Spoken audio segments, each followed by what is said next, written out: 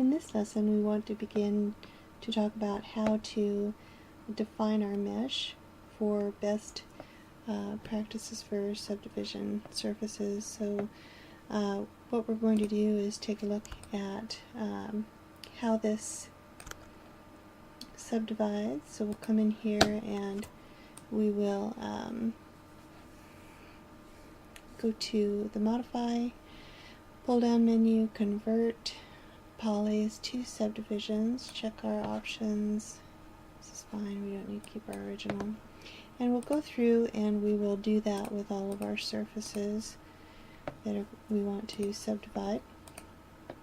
So then you won't see a difference. What you'll need to do is push the 3 key on your keyboard to get the subdivision appearance, and you can see that what the result is a really kind of mushy looking. You can see right here especially how this sort of mushes out. There's no real clear divisions like what we need to define. Now this particular vehicle is very rounded vehicle, but we still want to make sure that our features in the vehicle come off sharp and mechanical looking. So what we need to do is come in here and begin to lay down additional edge loops and begin to build out for the subdivision surface that we want to achieve. So where you have any real angular features in your vehicle, you will just want to come in here and select on your, I want to put your edge loops very close together, and that will tell the, that will describe that as an angular edge, so that you can see this goes up and over, which I don't want there. So we'll have to find a different alternative for that.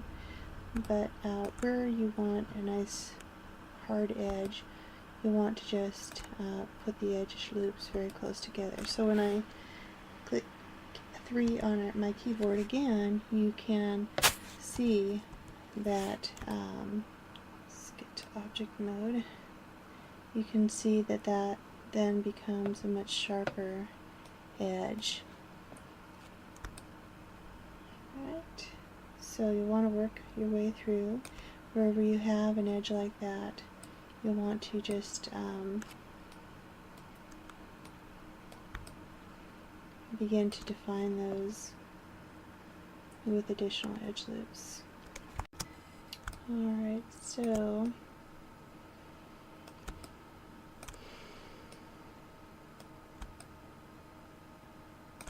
go to object mode and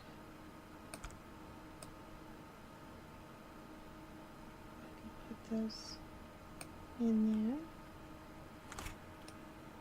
Go back to object mode, you'll be able to see a little clearer.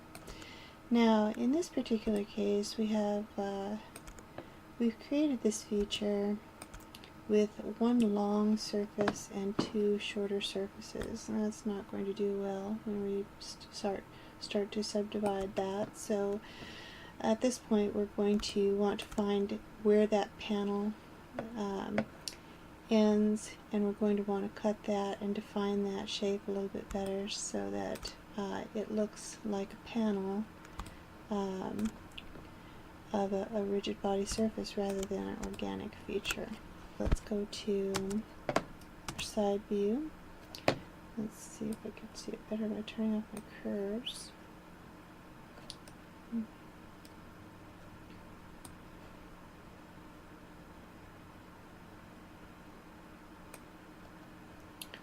Alright, doesn't want to be very visible in my image planes, so what I'll do is pull up my image and I can see here that can see that in the capture, that the seam of these two panels, the door panel and the front fender panel, separate right here. And so, and the door, I know, comes down.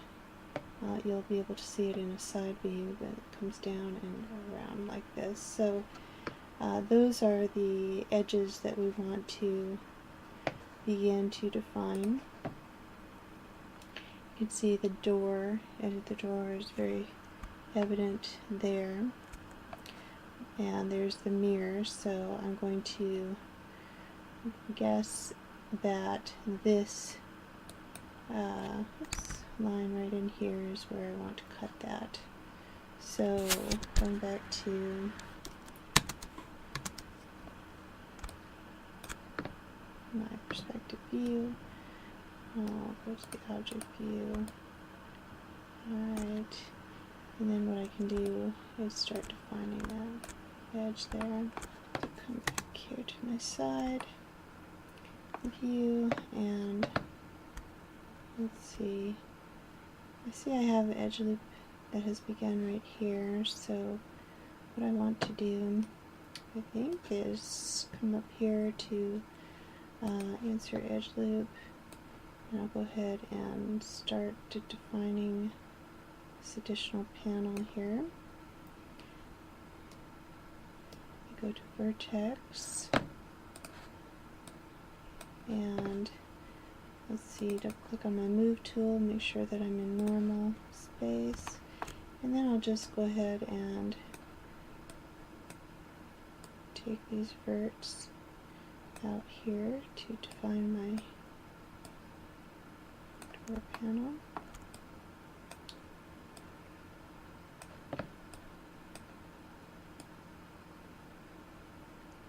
Okay. And then get 2 points together very closely. I'll go ahead and space this one out a little bit better now.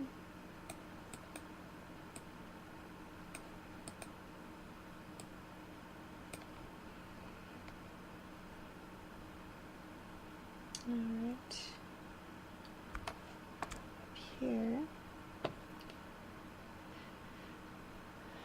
think I'm going to go ahead and put that in here and then carve it down on this particular panel, because it's this panel that actually has the door seam.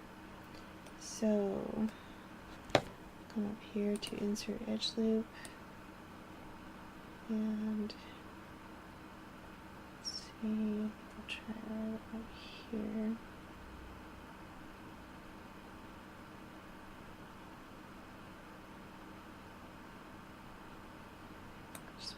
There. Alright. Let's see, vertex.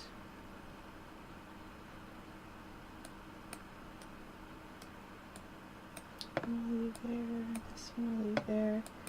This one I'm going to move normal. So you can see that this is the door here.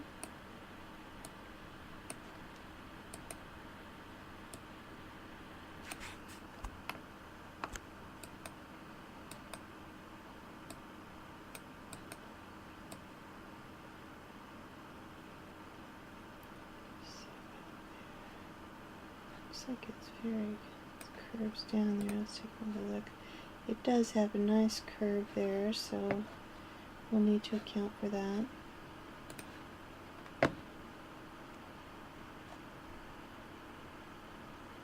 And since I need that additional edge loop there, anyway, I'll go ahead and put that in. Oops. There we go.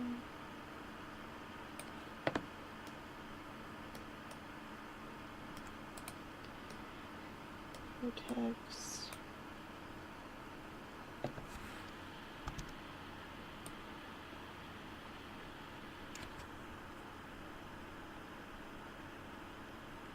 See what somebody's going to do with that. Not what I want. So I'll need to go ahead in here and give myself some additional geometry in here, so that that's defined a little bit better.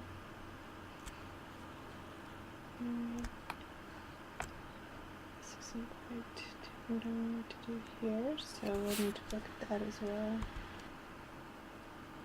Now, as you're moving along the normal, each vert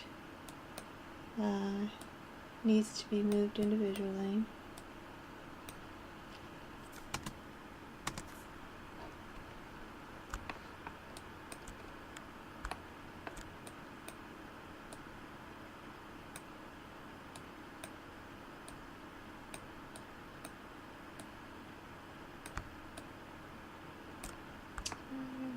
Let's see how we can do that.